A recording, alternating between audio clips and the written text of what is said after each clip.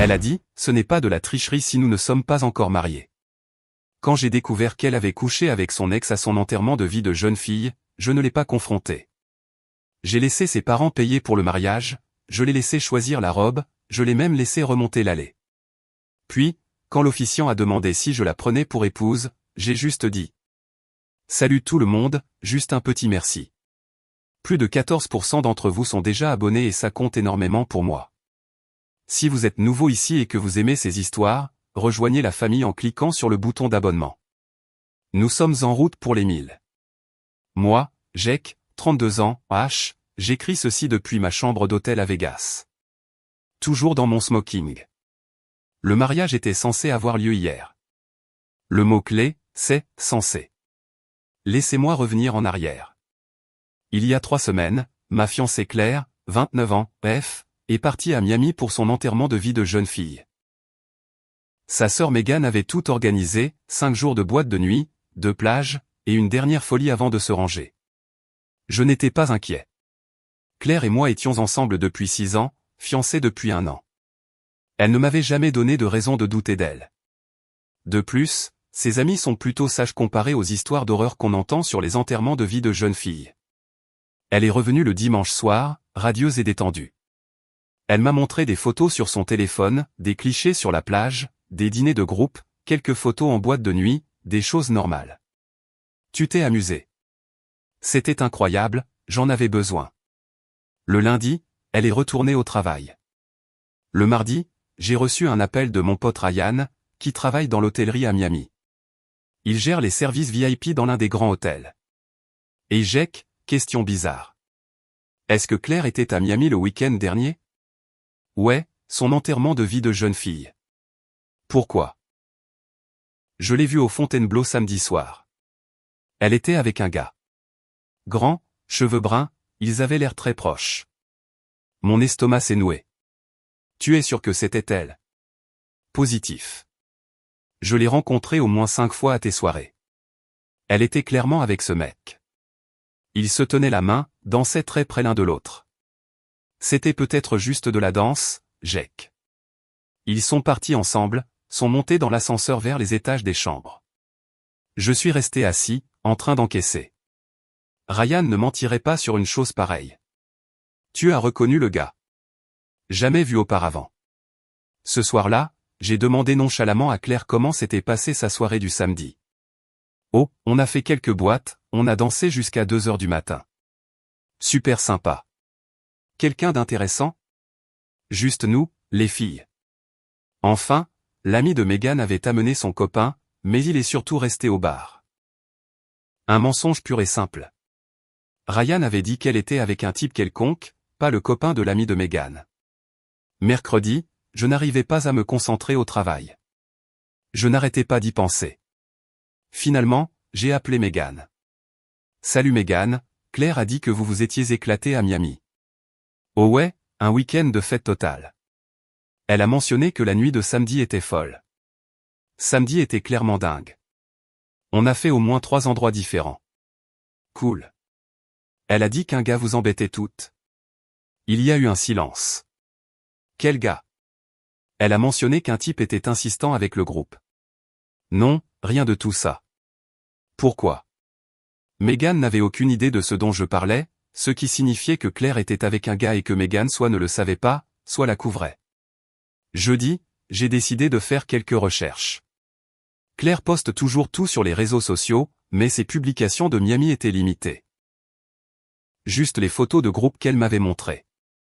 J'ai vérifié les comptes de ses amis, j'ai trouvé l'Instagram de Megan, beaucoup de contenu de Miami, mais rien du samedi soir. Le vendredi soir avait des tonnes de publications. Le brunch du dimanche aussi. Le samedi soir était un trou noir. Vendredi soir, Claire était extrêmement affectueuse, préparant mon dîner préféré, parlant de son excitation pour le mariage. Dans 2 semaines, jour pour jour, nous serons mariés. J'ai hâte, Jake. Je t'aime tellement. Ces 6 dernières années ont été parfaites. Parfaites. Alors qu'elle me mentait en face à propos de Miami. Ce week-end-là, j'ai pris une décision. Je n'allais pas la confronter. Pas encore. Je voulais savoir exactement ce qui s'était passé et je voulais qu'elle avoue la vérité d'elle-même. De plus, la confronter n'aurait mené qu'à plus de mensonges et de manipulations. Mieux valait avoir tous les faits en main d'abord. Lundi, j'ai rappelé Ryan et lui ai demandé s'il pouvait m'aider à comprendre ce qui s'était vraiment passé. Écoute, je ne devrais pas faire ça, mais tu es un ami. Laisse-moi voir ce que je peux trouver via le système des services clients. J'apprécie, mec. Mercredi, Ryan a rappelé. Ta copine était bien avec quelqu'un samedi soir. J'ai vérifié nos registres de clients VIP. Le gars avec qui elle était s'appelle Marcus Thompson, d'Atlanta. Client enregistré, il a payé pour le service de bouteille au club. Mon sang s'est glacé. Marcus. L'ex-petit ami de Claire de l'université. Celui avec qui elle était sortie pendant 2 ans avant qu'on se rencontre. Tu es sûr du nom? Positif. Il a facturé du champagne et un service en chambre sur sa note vers minuit. Des trucs chers. Un service en chambre? Ouais, pour 2 personnes. Champagne et dessert. Puis plus rien sur son compte jusqu'à dimanche matin, quand il a fait son check-out. 6 heures qui manquent à l'appel. Elle a passé la nuit avec son ex-petit ami. Ryan, y a-t-il un moyen de savoir si c'était prévu? J'ai fouillé dans notre système de réservation. Marcus a réservé sa chambre il y a 3 semaines. Le même week-end que l'enterrement de vie de jeune fille de ta copine. Il y a 3 semaines. C'est encore pire. Il a spécifiquement demandé notre forfait club VIP, celui qui inclut l'accès à tous les endroits où votre groupe de filles est allé samedi soir. Ce n'était pas une coïncidence.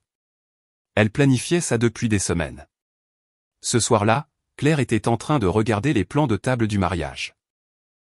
Devrions-nous mettre mes amis de la fac à la table 6 ou 7? Comme tu le sens, c'est parfait. Au fait, Marcus a répondu oui. L'audace. Elle invitait le gars avec qui elle m'avait trompé à notre mariage. Marcus Thompson? Oui. D'Atlanta. Je t'avais dit qu'il venait. Elle ne me l'avait pas dit. Un autre mensonge. J'ai hâte de le voir. Oh, tu vas l'adorer. Il réussit très bien dans la vie. Je n'en doutais pas. Cette nuit-là, j'ai pris une autre décision. Je n'annulais pas le mariage. J'allais la laisser aller jusqu'au bout de cette mascarade. Laisser ses parents dépenser leur argent. La laisser choisir sa robe, ses fleurs et son gâteau. La laisser remonter cette allée en pensant qu'elle s'en était tirée. Et puis, je la détruirais devant l'autel. Mise à jour 1. Une semaine avant le mariage. La semaine passée a été surréaliste. Planifier un mariage en sachant que votre future épouse vous a trompé avec son ex. Claire était en plein mode mariage. Essayage de robes, arrangements floraux, appel de dernière minute au prestataire. Ses parents sont arrivés de l'Oregon et ont pris notre chambre d'amis. Son père, Bill, m'a pris à part mercredi. Jake, je veux que tu saches à quel point nous sommes heureux de t'accueillir dans la famille. Claire n'a jamais été aussi heureuse. Merci, Bill. Elle représente tout pour moi. Les mensonges viennent plus facilement maintenant. Sa mère, Suzanne, a pleuré des larmes de joie toute la semaine. Mon bébé se marie, je n'arrive pas à y croire. Elle va être une mariée magnifique. Claire elle-même était radieuse. Parlant de notre lune de miel, de l'avenir, de la perfection de tout. Jake, cette semaine a été magique. Je me sens si connecté à toi. Connecté. C'est le mot. Je sais que Miami m'a fait du bien. Ça m'a rappelé à quel point j'aime ce que nous avons. Miami, où elle a passé la nuit avec Marcus. Jeudi, Marcus m'a appelé. Vraiment appelé. Jake, j'ai hâte d'être à samedi. Ça fait trop longtemps que je n'ai pas vu Claire. Ça devrait être une super fête. Elle a mentionné que vous partiez en lune de miel en Italie. Ça a l'air génial. Nous sommes impatients. Claire parlait toujours d'aller en Italie à l'université. À l'époque où ils sortaient ensemble, où elle couchait avec lui. Eh bien, maintenant, elle a la chance d'y aller avec le bon gars. L'agressivité passive était évidente. Ce type se croyait malin. Vendredi soir, nous avions le dîner de répétition. Claire était magnifique. Ses parents ont fait des discours sur l'amour, l'engagement et le partenariat. Marcus était là, grand, confiant, croisant sans cesse le regard de Claire à travers la pièce. Elle souriait et détournait les yeux, jouant l'innocente. Pendant le discours de mon témoin, je les ai observés. Marcus a levé son verre vers elle. Elle a rougi. Mon témoin, Tom, a terminé son discours. À Jake et Claire, puissiez-vous toujours être honnêtes l'un envers l'autre. Tout le monde a bu, y compris Claire et Marcus. Honnête, hein. Après le dîner, les gens discutaient. J'ai vu Claire et Marcus parler près du bar. Leurs têtes étaient proches. Elle riait de quelque chose qu'ils disaient. Tom l'a remarqué aussi. C'est qui ce gars à qui Claire parle? Son ex de l'université. Bizarre qu'il soit là. Très bizarre. Ils ont l'air proches. Très proches. Je ne me suis pas approché, j'ai juste regardé. Marcus a posé sa main sur son bras en parlant. Elle ne s'est pas retirée. 20 minutes plus tard, Claire est venue vers moi. Tu t'amuses, mon cœur? Super moment. Toi et Marcus, vous aviez l'air de rattraper le temps perdu. Oh ouais. Juste des souvenirs de la fac. Rien d'important. Rien d'important, comme passer la nuit ensemble il y a 3 semaines. Cool. Prête pour demain. J'ai tellement hâte de t'épouser, Jake. La sincérité dans sa voix était presque crédible. Mise à jour 2. Le jour du mariage. Hier était le grand jour. Ça a commencé normalement. Je me suis préparé avec mes garçons d'honneur à l'hôtel. Claire se préparait dans la suite de ses parents avec ses demoiselles d'honneur. Message d'elle à 10h, j'ai hâte de te voir devant l'hôtel. Ma réponse, ça va être parfait. Tom sentait que quelque chose n'allait pas, tu as l'air calme pour un gars qui se marie dans 4 heures. Juste prêt à en finir. Le trac? Tout le contraire. Mon téléphone a vibré. Message du détective privé, la dernière activité de carte de crédit montre que Marcus Thompson s'est enregistré dans un hôtel local la nuit dernière. Facture au bar de l'hôtel jusqu'à 2h du matin. Tu veux que je creuse plus? J'ai répondu par texto, pas la peine. J'ai tout ce dont j'ai besoin. Marcus était venu pour le mariage et faisait la fête jusqu'à 2h du matin. Probablement en textant Claire toute la nuit. 13h, nous nous sommes dirigés vers le lieu. Une belle cérémonie en plein air, 150 invités. Temps parfait. Les parents de Claire avaient dépensé au moins $50 000 pour ce truc. Les invités arrivaient. J'ai serré des mains, fait la conversation, joué le marié heureux. Marcus est arrivé à 13h30. Il est venu droit sur moi. Grand jour, Jake. Le plus grand. Claire est magnifique. Je l'ai vue tout à l'heure. Quand l'as-tu vue? Elle m'a envoyé un texto ce matin. Elle voulait s'assurer que je trouve le lieu. Ok. Elle lui envoyait des textos le matin de notre mariage. C'est tout clair. Toujours à penser aux autres. Elle est spéciale. Tu es un homme chanceux. Le plus chanceux. 14h, la musique a commencé. Les demoiselles d'honneur ont remonté l'allée. Megan avait l'air nerveuse pour une raison quelconque. Puis Claire est apparue. Elle était parfaite. Robe blanche, voile, fleurs, son père à son bras, rayonnant de fierté. Tous les invités se sont levés, les appareils photo crépitaient, sa mère pleurait des larmes de joie. Claire était radieuse, souriant à tout le monde. Quand elle m'a vu à l'hôtel, son sourire s'est encore élargi. Elle a articulé sans un bruit, « Je t'aime ». J'ai hoché la tête en retour. Son père me l'a confié avec un murmure, « Prends soin de ma fille ». Je le ferai. L'officiant a commencé la cérémonie. Les banalités habituelles sur l'amour, l'engagement et le partenariat. Le mariage est bâti sur la confiance, l'honnêteté et la fidélité. Claire a serré mes mains. Marcus était assis au 3e rang, observant attentivement. Jake et Claire ont choisi d'unir leur vie l'un à l'autre devant leur famille et leurs amis. Encore des serments de main de la part de Claire. Les vœux qu'ils prononcent aujourd'hui représentent leur engagement à affronter ensemble les défis de la vie. Je pouvais voir la mère de Claire essuyer ses larmes, son père enregistrant tout sur son téléphone. L'officiant s'est tourné vers moi. « Jake, voulez-vous prendre Claire pour légitime épouse, pour la voir et la chérir, dans la maladie comme dans la santé, dans la richesse comme dans la pauvreté, pour le meilleur et pour le pire, en renonçant à toutes les autres, tant que vous vivrez tous les deux. C'était le moment. Celui que je planifiais depuis 2 semaines. J'ai regardé Claire. Elle était radieuse, dans l'attente, complètement confiante. J'ai regardé la foule, 150 personnes attendant ma réponse. J'ai regardé Marcus au 3e rang. Il se penchait légèrement en avant. J'ai regardé à nouveau Claire. Non. Un silence de mort. On aurait pu entendre une mouche voler. Le visage de Claire est devenu blême. Quoi? L'officiant semblait confus. Je suis désolé? J'ai dit, non. Des halètements dans la foule. La mère de Claire a émis un son étranglé. Jake, qu'est-ce que tu fais? A chuchoté Claire. J'ai sorti mon téléphone, ouvert le dossier avec toutes les preuves du détective. Je n'épouse pas quelqu'un qui a passé la nuit avec son ex-petite amie il y a 3 semaines. Plus de halètements. Le père de Claire a commencé à se lever. Ce n'est pas. Jake, tu te trompes. Marcus Thompson, ton ex de la fac. Samedi soir au Fontainebleau, alors que tu me disais être avec les filles. Claire est passée du blême au rouge vif. Jake, je peux expliquer. Tu m'as dit que ce n'était pas de la tricherie parce que nous n'étions pas encore mariés. Eh bien, nous ne sommes pas mariés maintenant non plus. Je me suis tourné vers la foule. Mesdames et messieurs, Claire a passé son enterrement de vie de jeune fille avec son ex-petit ami Marcus, qui est assis juste là, au 3e rang. Quand je l'ai découvert, elle a dit que ce n'était pas de la tricherie parce que nous n'étions pas mariés.